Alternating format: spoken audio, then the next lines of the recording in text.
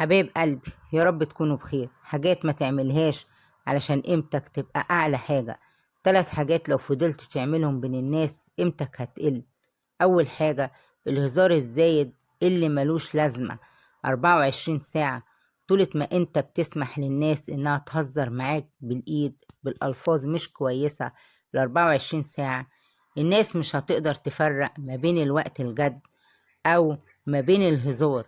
الهزار الزايد بيقلل هيبتك، الهزار الزايد عن اللزوم بيخلي الناس تفقد الرونق بتاعك، بتخلي الناس تقلل من قيمتك. علشان كده ادي لكل حاجة وقتها، هزر ما عنديش مشكلة، لكل حاجة بحدود، وقلل هزارك مع الناس.